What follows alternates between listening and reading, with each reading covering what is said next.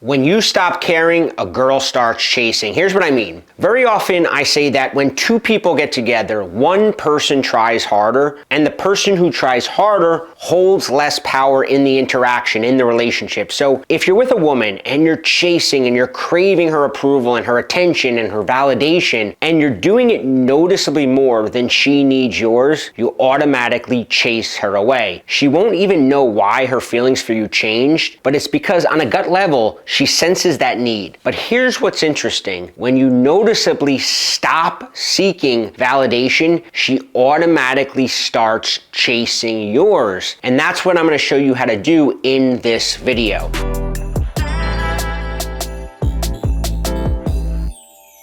Hi, I'm Bobby Rio, and I want to discuss the psychological reason why when you stop caring, a girl will start chasing you. See, what's also going on is there is something called a validation vacuum. When a man and a woman get together, if you ask a woman out on a date, or maybe you're just meeting up with her, there's this validation vacuum that exists where somebody is going to be trying to get validation from the other person. Somebody's going to be trying to impress the other person. And 99% of the time, it's the person who believes that they have the lower status. It's the person who believes that the other person is above them for whatever reason. Now, this video is in the context of a man and a woman in the initial stages of a potential romance, right? Dating, flirting, whatever. But this exists. This validation vacuum exists in all social interactions, all business interactions, especially in the initial encounter. Pay attention in a business meeting or a networking event, or even just meeting a new person in your social circle. One person will automatically take the role of trying harder. So what do I mean, first of all, by trying harder? One person will try to make things more comfortable for the other person. They'll put the effort in. They'll try to keep the conversation from faltering or getting boring. You can feel it. Pay attention and become aware of what's going on in these social interactions. Recognize when you're the one doing it, and recognize when somebody's doing it to you, because it's usually instinctive. We don't consciously recognize this dynamic playing out, but when we pick up on the fact that the other person is putting in the effort, very often we're the ones to relax. And when we pick up on the fact that they're not putting in effort, we feel the need to fill that vacuum and put our effort in. Some of it has to do with tension, and the less comfortable you are with tension, the more likely you'll be the one who tries to fill that vacuum. And you'll be giving the other person the status so that they feel comfortable. But it often has to do with a social hierarchy, right? So if we believe that the other person is better than us, we go out of our way to give them the validation and make them comfortable. If we think that we're the one higher on the social ladder, we relax and we let them do it, which is a big part of the reason it's so dangerous to chase a girl's validation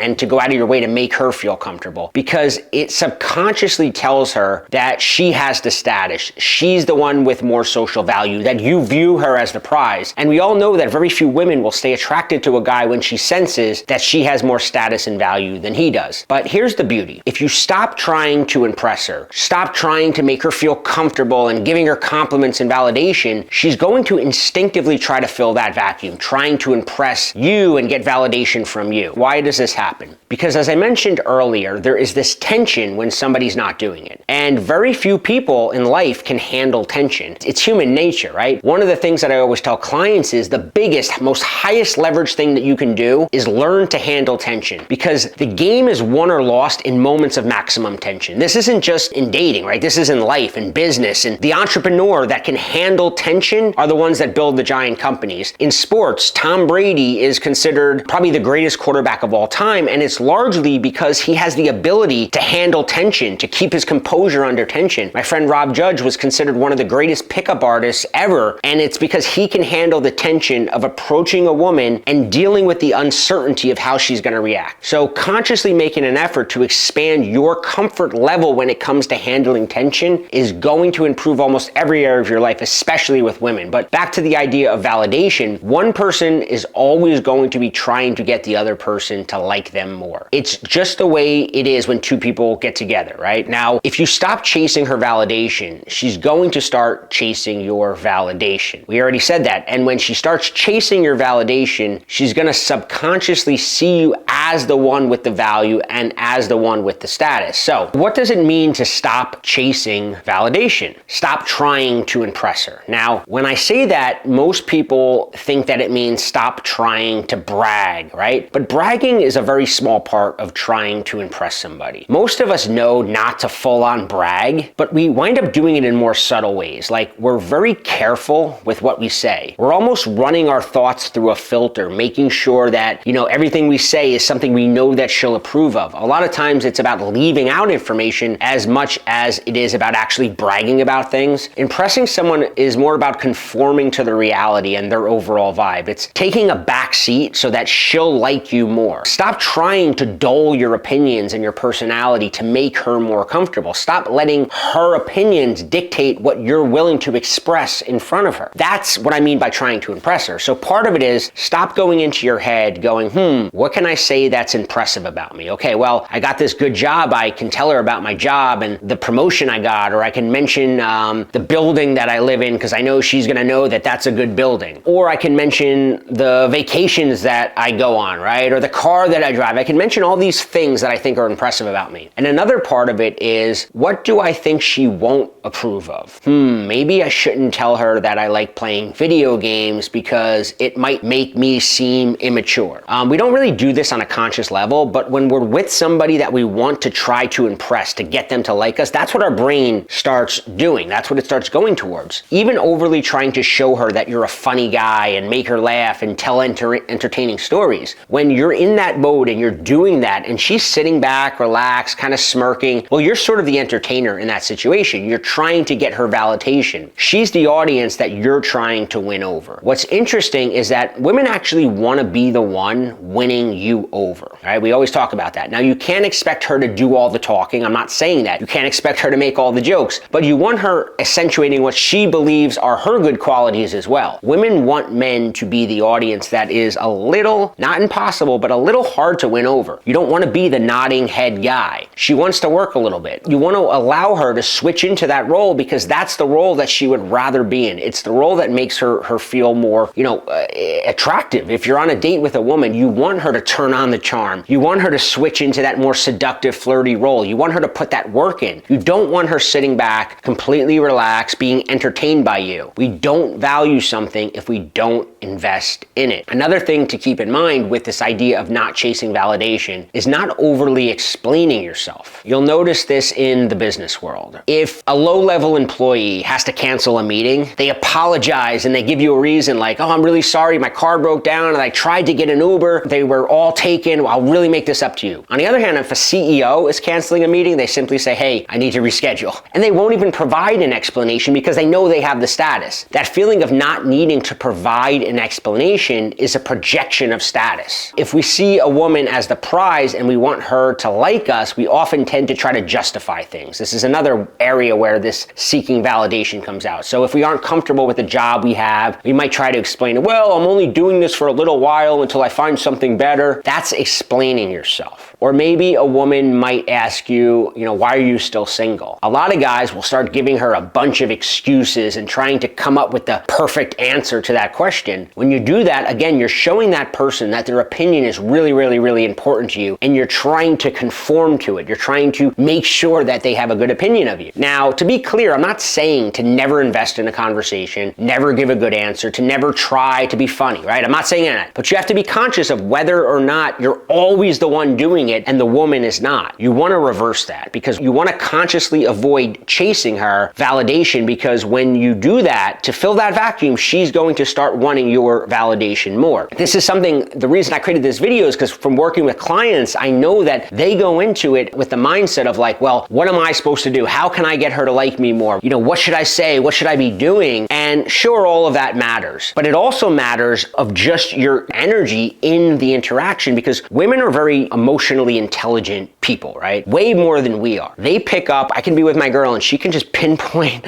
like little subtle things going on that just go over my head half the time. And that's how women are. So it doesn't matter a lot of times what you're saying. It matters the energy level that she senses. If you're like the guy who's like, she can sense that. Whereas if you're just sort of laid back and she feels like, oh wait, I gotta fill some of this space, then she feels like, oh, I need to get some of his approval, his validation. And that's ultimately what you want. So what else can you do to stop chasing validation? Here's a good one. You can disqualify yourself. So let's say you're talking to a woman and she's like, so tell me the most interesting thing about you, right? She kind of throws that little test at you. That's a qualifying question. She's giving you a hoop and she's expecting you to jump through that hoop. What does the average guy do? He starts jumping through the hoop. He starts reciting his resume of impressive things. Oh, I'm a really good friend. I'm honest. I got a 4.0 GPA in Harvard. He's qualifying himself, which is chasing validation. Again, I want to be clear that there's times when it's perfectly okay to have a genuine conversation like this with a woman where you're sharing things about yourself. But if you sense that you've been chasing her validation and now there's a frame where you've been trying harder and she kind of knows that she has all the power, a way to bust that frame is to disqualify yourself. I'll give you an example from my life. So being a dating coach, back when I was single, a lot of girls would be like, what makes you a good dating coach? Why should guys listen to you, right? I would get that question. And it was very easy for me to fall into approval seeking mode and start telling her about all the psychology that I figured out. And,